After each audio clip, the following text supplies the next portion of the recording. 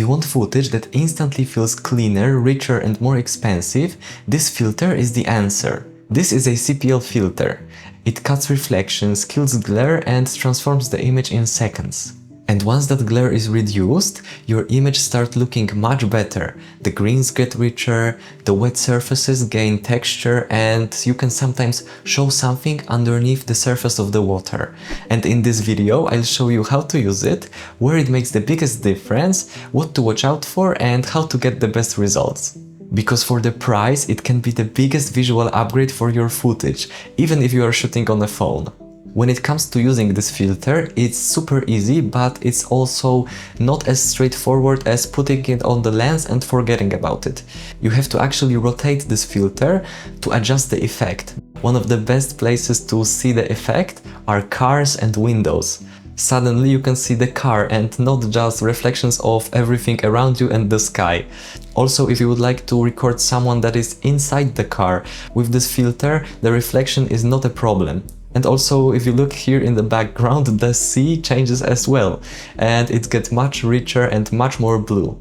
But one thing to notice is that because this filter works for certain angles when I turn it, in this case I can choose if I want to get rid of the reflections on the hood or on the side of the car. But usually I don't film cars, and the biggest use for me are wet surfaces and water. And let me tell you, it's a completely different level. Without a CPL, a river often looks like a shiny layer that doesn't have any texture and just reflects all the light. But when I use this filter, I can see through the water, sometimes showing great formations underneath it, different colors, different textures. I found that removing the reflection from, for example, a river emphasizes the flow and makes it more dynamic. And it's not just a choice between a white layer of sea or a blue layer of sea.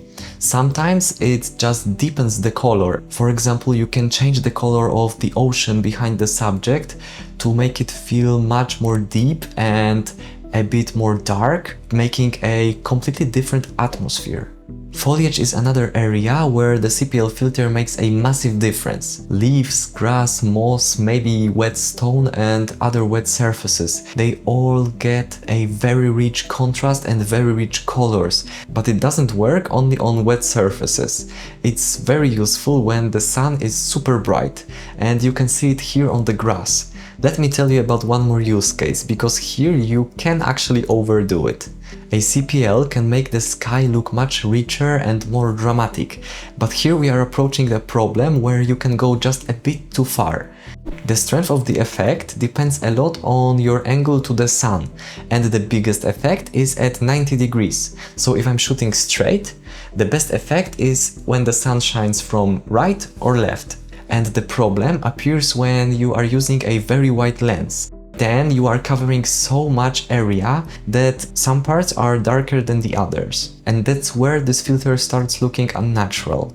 And here I have a tip that I've learned through hours of recording with this filter. It's that using false colors makes those changes much more obvious, and you can easily spot if you are changing the sky too much or if there are any patches of inconsistent colors in your image. Now let's go through some additional things that you should know before using this filter. The first thing is that it cuts the light. It's around 1 to 1.5, maybe 2 stops.